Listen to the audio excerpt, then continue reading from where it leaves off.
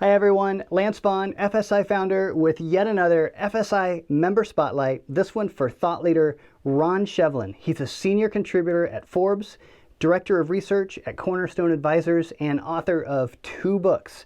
Today we talk about his history with Snarkiness, his 2 books, Snarketing 2.0 and Smarter Bank. We touch on innovation, digital transformation, as well as the role of big tech in banking and financial services. So let's jump in. I hope you enjoy.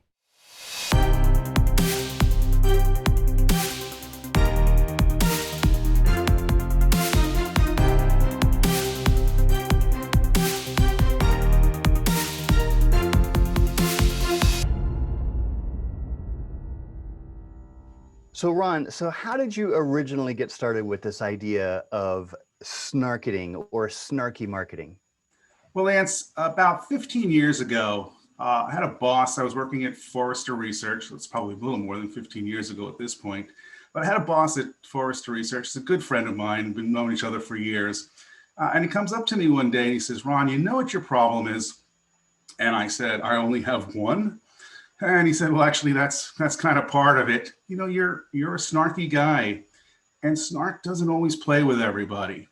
And it was like one of those moments, Lance, where the sky parts and the light shines down, and it's this big revelation. Because he was exactly right. I just have a tendency to be kind of snarky. But at that point, I was kind of thinking to myself, I'm not going to change. I'm going to have to make this work for me. And so when I started blogging back in around 2006, I didn't start calling my blog Snarketing right off the bat. I actually called it something like marketing strategy or something like that I thought would play into the search engine.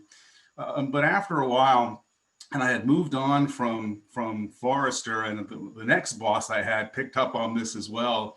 And so finally, at some point in time, I just sort of renamed my blog Snarketing because I was writing a lot about marketing related things. And I thought, well, marketing, snarketing, let's just go with it. And it kind of clicked and stuck. And so then you eventually wrote Snarketing 2.0. I think it was in 2011. Tell us a little bit about that book, and is it still relevant today in 2020? Yeah, Snarketing, the book itself, Snarketing 2.0, and by the way, there was the joke about that too. Everybody was doing 1.0, 2.0, and I figured I better just skip right over 1.0 and go straight to 2.0. In retrospect, I really should have pulled a Brett King and just made it 4.0 or 4.7 or something like that.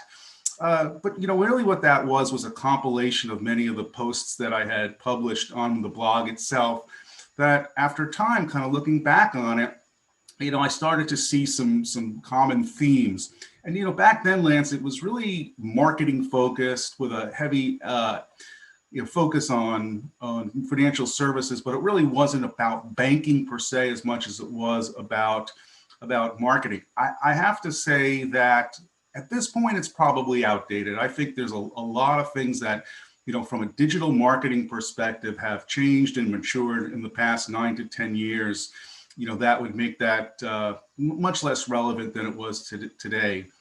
But, I continued to blog, and over time, kind of really morphed the blog from being about marketing per se to really being about banking and how banking was being transformed and changed. And I pulled a similar move back in, I guess it was 2015 at this point, when I kind of pulled a lot of the blog posts I had been writing, finding the common themes, creating a thread across a lot of these posts, and then adding, what I would think of as the interstitial tissue. How do I really make these disparate blog posts tell a common story, and pulled that together in what was ultimately titled Smarter Bank. And it's funny, I was going to title it Smart Bank, but Brett King, who agreed to do the forward, had a great idea and convinced me. He goes, everybody's talking about smart this, smart that. I think what you're really trying to get across to banks is how to be smarter banks. And I was like, boom, there you go, lights, again on. And that's how the title of that book. And, while things have changed a lot in 5 years, I would have to say, I think some of it is still pretty relevant because I think a lot of it's talking about not just the technologies itself, which obviously have changed in 5 years, but it really talks a lot about organizational change. I was a consultant for a long time before I got into the analyst world. And, really in the analyst world, really what you're doing is you're a consultant. It's just a different form of delivery. You're delivering advice to the whole world versus a single company or client. And what I kind of learned a lot about in consulting was really the organizational dynamics and the politics of change and decision making. And so I really try to incorporate that into a lot of my writing. And so I think Smarter Bank still has some relevance even 5 years later, although obviously a lot has changed from a technology perspective. Any more books on the horizon, Ron? Any more books on the horizon? I don't think so, Lance. I mean, maybe at some point, but at this point, I'm not sure what I gain. I write every week in my Forbes blog. Last year, I was very fortunate to got a call at the end of 2018 from somebody at Forbes who said, "Would you like to be a Forbes contributor?" And I had moved my blog to thefinancialbrand.com for a couple of years, and that gave me great exposure. But being on Forbes is really is awesome. It's just the number of page views and the number of LinkedIn requests I get. It's almost as if I kind of need help managing all the requests to do articles and things like that. And I mean, some of the stuff is just off the wall. I'm getting requests to do articles on cannabis. And I always start by asking for samples first. You got to give me samples before I'm gonna, write about any of this stuff. Then today was one on, he wants me to do an article on their technology to do health scanning, to do COVID testing, non-invasive. I'm like, okay, that has a lot to do with fintech. So, I get a lot of those requests, but having moved my blog to Forbes, I think I'm just going to keep doing that. Maybe there'll be a book in the future, but no immediate plans. Okay, so Ron, you recently suggested that maybe banks really don't have to innovate, and that the likelihood that banks will be Kodak may in fact be overstated. You suggested that decision makers really need to focus on the right set of customers, on the right problem to solve, and ultimately in this article, I think it was for Forbes, please correct me if I'm wrong, you suggested that marketing really is the right problem to focus on. Can you unpack that for us? Yeah, I think we got to start, Lance, by really kind of digging in on what innovation means. And I think part of the problem and challenge in the banking world is that we tend to think of innovation as coming up with something new, inventing something, versus creating or implementing or deploying something that is new, either to the industry or to the organization. And I'm not really the first one to say banks don't need to innovate. If you go back to the guru of innovation, Clayton Christensen, in his book, The Innovator's Dilemma, he was basically not talking necessarily to banks directly, but to incumbents. And he was basically saying incumbents don't need to necessarily innovate, but they do need to deploy other innovations. They need to monitor, assess, and acquire and deploy innovations. And they're not saying to sit still and do nothing, but I think the problem that we have in the banking world today is that there is this FOMO, this fear of missing out, this fear of falling behind on the part of a lot of incumbents. And that's not just the large institutions, it's the mid-sized and smaller ones as well. And so what happens is they go into their board meetings and the board director says, well, what are we doing about innovation? What are we doing to keep up with Amazon and to keep up with all the new players and the chimes that are out there? And so the management team says, well, we'll create an innovation team. We'll recruit and create a position for the chief innovation officer. And so when the rest of the organization hears, we need to innovate, what they're hearing is, oh, we need to create something new. We have to invent something. And the reality is that very few organizations are really equipped to invent new things. They're set up to execute on everyday things. And you may get a team together and a couple of people that you can afford to kind of take out of the normal realm of things and throw them into a group and say, go innovate. And a lot of banks have done that. And what they've really been focusing more on is go find other innovations, not actually invent the new things themselves. But that's one of the problems. And so one of the challenges is that if you get the perspective of innovation right, which is not invent something, but to monitor, assess, acquire, and deploy. And acquire, I don't mean acquisition from an M&A perspective. I mean acquire from a buy perspective. And you think about what's gone on in marketing for the past 20, 30 years, Lance, it's exactly what they're doing. Did they invent online banking? No, they went or did they even invent core applications? No, they went to vendors. Did they invent online banking? No, they went to vendors. Did they invent online bill pay? No, they went to vendors, and so on and so forth. So they have been doing this for years now. But the challenge is with so many, what's different about today is, in the past, we had online banking. That was the innovation. It took time to get it. Then the next one, online bill pay, then e-statements, and then mobile banking. But today, what's really different is that thanks to the explosion of new fintech startups, the potential number of innovations, and they're not big bang innovations, they're product and service innovations, and sometimes just feature innovations, has exploded. And so you've got a problem of figuring out, it's not like, okay, listen, we don't have online banking, we need online banking. Now the problem is there are 30 things out there we can choose from. What do we go do? And making that decision is really difficult without a good strategic direction for the organization, the strategic focus. You ask a lot of these mid-sized financial institutions, on what basis do you compete? And they'll say, our service. And that is the most meaningless statement in the world. It means absolutely nothing. What does it mean? You fix your mistakes faster and better than the other guy does? And so that's why I say it comes back to marketing. That marketing's job is to really figure out where are the opportunities in the market, in which consumer and customer segments are there unmet needs that we can meet better than anybody else. And without that kind of focus, and I think part of the challenge that a lot of institutions, especially the mid-sized institutions, have today is they are community-based, geographically community-based. And look, Lance, the reality is that most communities don't have a unique set of needs. That's not true everywhere. If you're a bank in West Texas, you probably are dealing with a lot of people in the oil and gas industry. You can specialize in that and identify if there are unique needs of people who work in that industry. But for the most part, most mid-sized institutions are geographically bound in areas that don't have that sort of uniqueness that come out, and that puts them at a major challenge. And that's why to me, it's marketing's job to figure that out. And just last comment I'd make about that is that I don't know, if you remember back when you were in college. Don't worry, I certainly don't. But what I recall was that there was the Marketing 101, and that taught you all about marketing.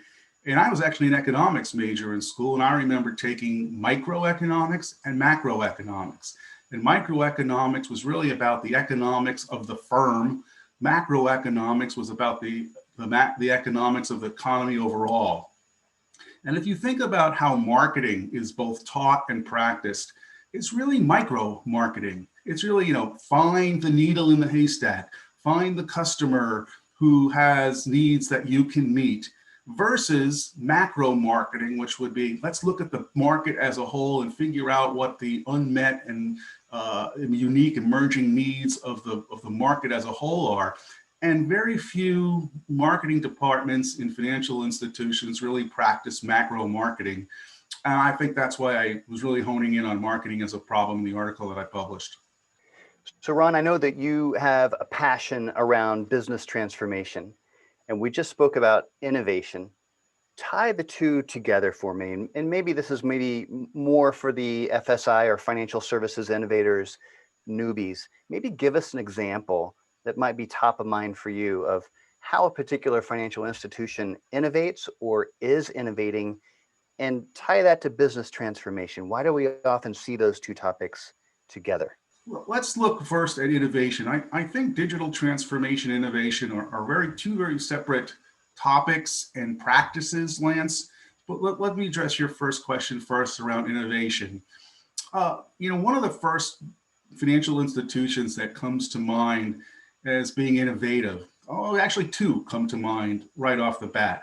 And the first is no surprise to anybody, it's USAA. They have been an innovator for years. The remote deposit capture, I believe they actually hold the patents on this, and they've been really holding a lot of other players and providers to the holding their feet to the fire on that in the past couple of years. But that innovation is born out of necessity at USAA. I don't think they would necessarily describe it this way, but I see their strategic approach as focusing on a bullseye. And in the center of the bullseye is the active deployed military member.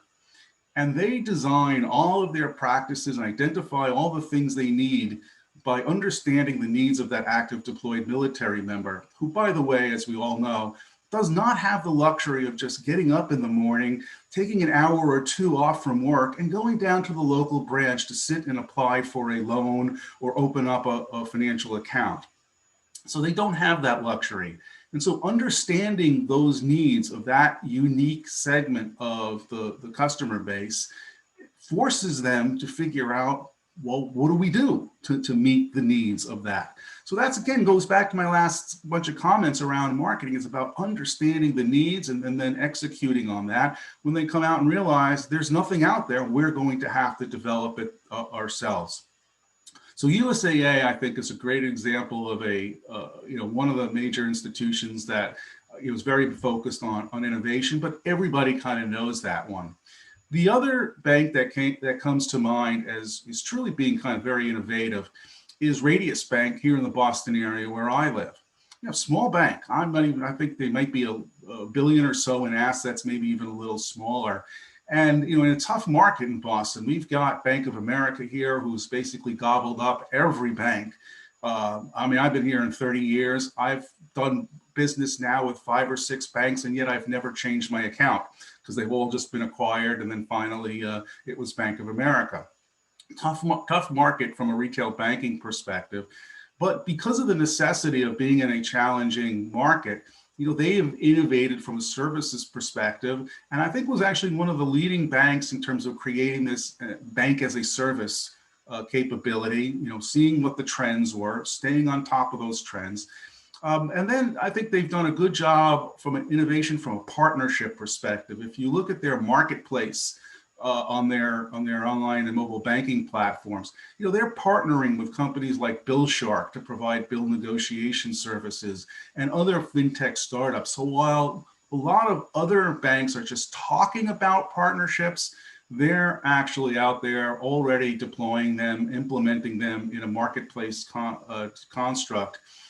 And the other thing that I would just say about that, just to kind of continue to hammer on and slap upside the head of a lot of other banks who are talking innovation, is that when we talk about these partnerships, it's amazing to me how many banks talk about digital account opening as a partnership with somebody else. That's not a partnership, it's a vendor relationship.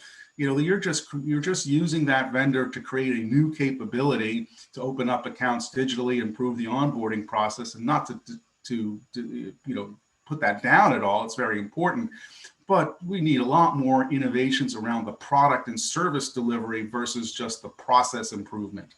So USAA and Radius Bank kind of really jump out at me as being innovation, but as being good innovators. But that's not necessarily digital transformation. To a certain extent, both USAA and Radius Bank are examples of companies that have been in the digital transformation process for years, but I would be surprised if they even think of it that way, because I think they kind of think of it as, we're not transforming to digital, we've always been digital. And so I think this is part of the digital transformation problem. Lance, as I kind of alluded to in our conversation, look, and everybody, I know you look at me and think, boy, Ron looks so young. He's, probably not even like 40, 45 years old. No, I've been around for a while now, and I have seen, wave after wave of management fad. I started my consulting career when, client server was the big fad. And then it moved into re-engineering, and then knowledge management, and then everybody had a .com themselves. And then big data was going to be the great savior of the world. And now, of course, it's digital transformation. And the problem, there's good and bad to all of that. I mean, it's good in that organizations need something to rally around. The bad is that there's always something more that's needed than just following the prescriptions of some pundits and consultants who think that they're the leaders in this new fad, and it always kind of goes away. And I think part of the challenge that the industry has right now is coming out of the COVID crisis. I mean, Lance, how many articles have you seen over the past couple of months that have talked about the acceleration in digital transformation in banking? And I think that's completely wrong. We're not seeing an acceleration in digital transformation. What we've seen is an acceleration in digital adoption. And the acceleration in digital adoption has really just exacerbated the problem of many financial institutions not being up to snuff on their digital capabilities. So it's caused a lot of, run around, Band-Aid type of practices and processes. But we're nowhere closer to actually digital transformation than we were 6 months ago. If anything, a lot of those initiatives that were put on hold for a while because we had to go fight all the fires of figuring out, how do we deal with the fact that the branches are closed and that we're getting this flood of applications, or that we have all these issues and problems that we have to now resolve, that we can't just have somebody come down to the branch, sit down and take care of them. So we have to really make a distinction between digital acceleration and digital transformation, or digital adoption and digital transformation. And part of the reason why, there's a couple of reasons why I argue we're really nowhere closer to digital transformation than we were 6 months ago. A couple of reasons. Starts with, I don't think any organization or the industry has achieved digital transformation until you've really migrated to a digital core. Practically every bank and credit union CEO or executive team that I talk to, if you ask them what's the biggest barrier to change, biggest barrier to innovation, biggest barrier to digital transformation in your organization, they're going to say it's our core provider. It's a little bit of an unfair accusation because it's really not the core provider that's the barrier, it's the core applications that are the barrier. So until we get to a point where, a majority of institutions have really migrated to a digital core, we haven't seen digital transformation in the industry. Number two, I don't think anybody would argue that artificial intelligence isn't going to have a major impact on the industry, as it will probably have on a lot of industries. But I think there's two things. Number one, the adoption of AI across a wide range of business processes is still not here yet. And second, a lot of the AI technologies that are available today are not able to be fully utilized because we don't have the data in order to feed those types of systems. And you think about what machine learning means. Machine learning means we take a bunch of data, we create algorithms, we put in an output, and there is a feedback mechanism that takes the results of whatever that prescription or process or algorithm puts out and feeds it back in to fix it again. In many cases, there's no feedback loop. Good example of this is advice. Now, the investment advice side is very different. We can make a recommendation to a client to say, buy this stock, invest in this, invest in that, and see whether or not they did it. But on the banking side, so much of this advice is so squishy. Hey, Lance, you're spending too much on beer. You should get your budget in order. Well, we can see whether or not you're spending more on beer, but we really can't determine whether or not you've really improved sort of your overall financial health. Because we don't have good measurements for that. In investment, we have good measurements for that. There's good tracking. So we don't have that feedback loop today for a lot of AI. And so, for any bank executive or credit union executive who says, yes, we've gone through our digital, we've now fully digitally transformed. You can't possibly have digitally transformed unless you have incorporated AI technologies across the organization, and I can't possibly see how you do that. Next, the third problem I would focus on in terms of this digital transformation aspect is that there is, I think for a lot of people, they believe that part of digital transformation is not just a technology exercise, but a cultural exercise. And Lance, let's get real here. For guys like myself who've been, working for 30 and maybe a little more than, go close to 40 years, we get our perspective about what works and what doesn't in the industry. And it's really hard to change that from a cultural perspective. I saw this back in the 80s with PCs. We dealt with a lot of executives back then who would say, I'm not touching this thing. I'm not a secretary. I don't type. Well, no, we don't even think about that today. But reality was back then, you weren't transformed. You weren't PC transformed until that group of executives were gone and retired. And I think it's going to be the same thing here. Listen, I'm a baby boomer. I think I'm pretty digitally advanced, and I'm sure there's going to be a lot of others who will say the same thing. But I think as an organization and an industry, we're not digitally transformed until the Gen Xers and millennials take over the executive suite. Sorry, that's just my stake in the ground. I'm going to say that. And so I think we're also going to need to see some more shocks in the system. This has not been a pleasant time to deal with the COVID crisis. But while it has not accelerated digital transformation, has accelerated digital adoption and puts lights the fire under executives' feet to get moving on that thing. And I think we'll have to see some more shocks to the system to accelerate the importance of this digital transformation before that actually happens. So Ron, let's talk about big tech. Amazon, Apple, Google, Facebook, Microsoft, as if you even have to list them. So if I'm an established bank or related financial services institution, do I need to be worried about big tech? Or are they going to start stealing my customers? I think the reality, Lance, is that as an executive, you have to be worried about everybody. I did a survey. I do a survey every year. It gets published in a report that we call What's Going On in Banking. And last year, I asked the survey respondents, and they're full senior executives in mid-sized banks and credit unions, and said, how worried are you about the various types of firms that are out there? I asked big tech, challenger banks, large fintech companies like PayPal and Credit Karma, mega banks, and so forth. About 6 out of 10 respondents said that they were most fearful of big tech. And only about, I think it was 15% of the respondents said that they were fearful or thought that the challenger banks would be the big competitive threat. And I think they actually have this backward, to a certain extent, at least.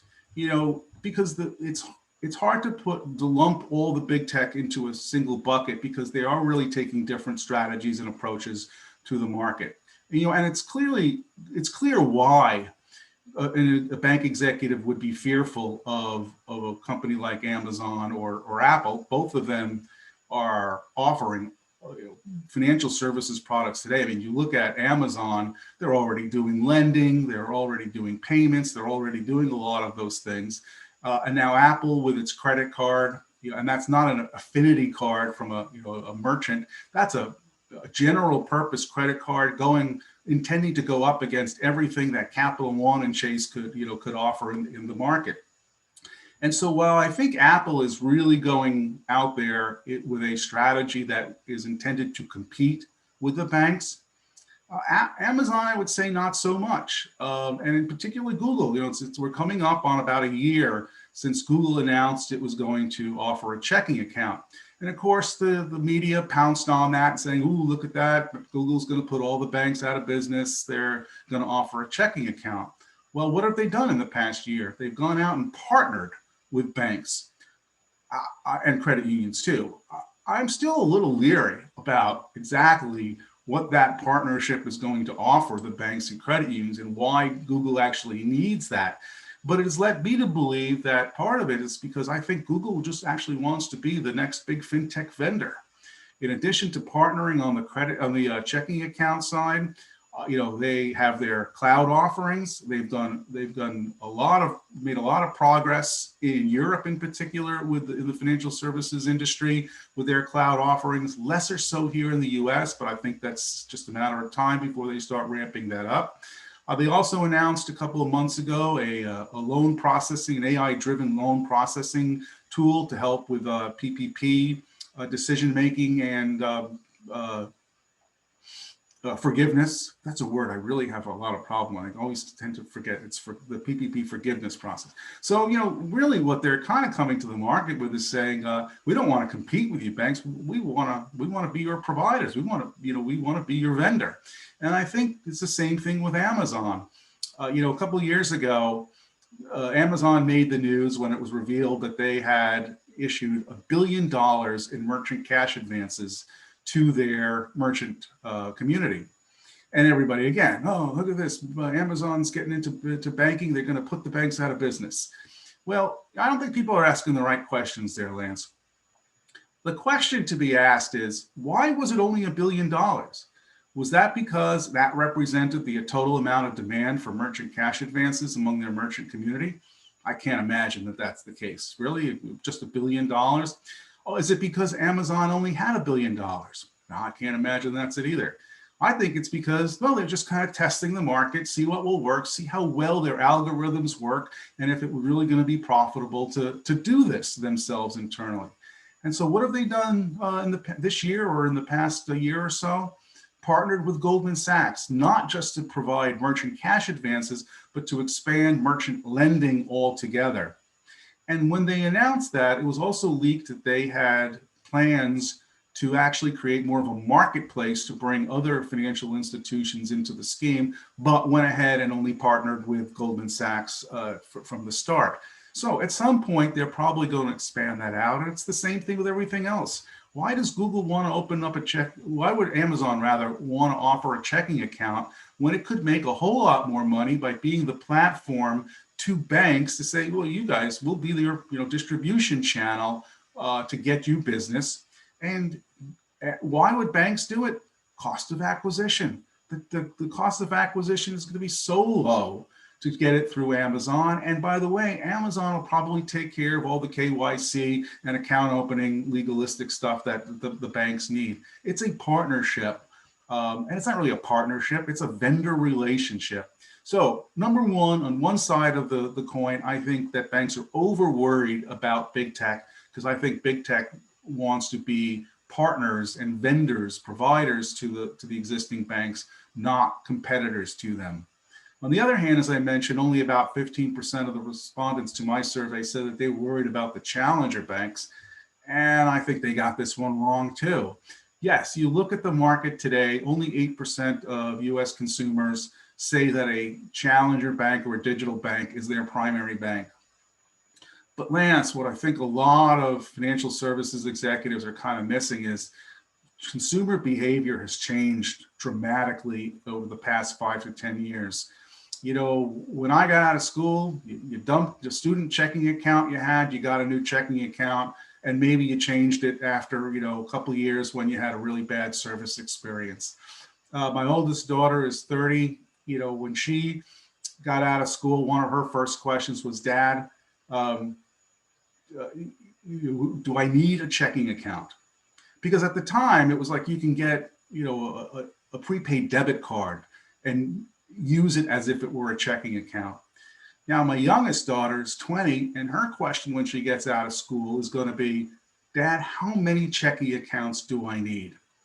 In the last surveys I've done, Lance, I have found that 35% of US consumers have more than one checking account, and about 7-8% actually have 3, 4, and more. And what consumers are doing, because it's so easy to move money between accounts these days, is what they're doing is they have their primary account, which is not necessarily where the strongest relationship is. It's simply the place where they park their paycheck. I have a term I use for this. I say that checking accounts have become paycheck motels, temporary places for people's money to stay before it moves on to bigger and better places, and maybe not even bigger places, but better places. Give you a really good example of this. Last week, a buddy of mine out in the UK tweeted about Revolut's plans to get a banking license in California, and people were like, well, why would they go to California? And so you want to talk snarky? Oh, let's talk snarky. I tweeted in response, well, maybe that's because the one American who responded to my survey of 3,000 consumers, the one person who said he had a Revolut account lives in California. And that's actually, it may be snarky, but it's true. I did just conduct a survey of 3,000 people. Only one said he had an account with Revolut, and that person, I looked it up, lives in California. Well, somebody responded to my tweet. It turns out to be a senior executive at a fairly large community bank. It's about a $35 billion bank in the Midwest. And she responded, I have a Revolut account. To which I replied, does your boss know you're banking with a bank other than the bank that you work at? And she responded back, oh, I use it because for international transfers, they're great. And there it is, Lance. That's what consumers are doing. They're opening up other bank accounts because there's a particular feature or function that they don't get with their primary bank, whether it's debit card rewards, better interest rates, better personal financial management tools, or an example of this bank executive, international transfers. And so people are dispersing their banking behavior across multiple accounts. And what that's really doing is opening the door for these startup challenger banks to chip away at the relationship that banks have. At some point, when direct deposit gets better and they have more trust in these institutions, somebody's going to wake up and go, why am I even doing business with this bank anymore? And by the way, they just shut down the branch 2 blocks away from me, so I'm not even sure why I care about them anymore. The other thing that's happening in the challenger bank space is not necessarily this feature function specialization, but consumer segment specialization. You've got challenger banks like Aspiration who focus on consumers who are environmentally conscious. There are others that focus, like Joust in particular, do a great job of servicing gig workers, gig economy, people. There's another provider emerging who's focusing on the disabled consumers. Out in Kansas City, 10th.com, Donald Hawkins is starting an organization focused on African-American consumers and really understanding what those unique needs are. Now, you hear anything similar to what we talked about before around innovation and focusing on the needs of particular segments? This is why I think that the banks today should be a whole lot more worried about these challenger banks, because in effect, they're doing the job that the incumbents should be doing, is identifying the specific needs of identifiable segments of the market. And so they're going to continue to chip away. And, it's funny, the incumbents will never see them because they're national, but they're just chipping away at small segments of the market. But they have the benefit, because they're national, of gaining customers from a wide geographic base, while the incumbents today are still very focused on their community.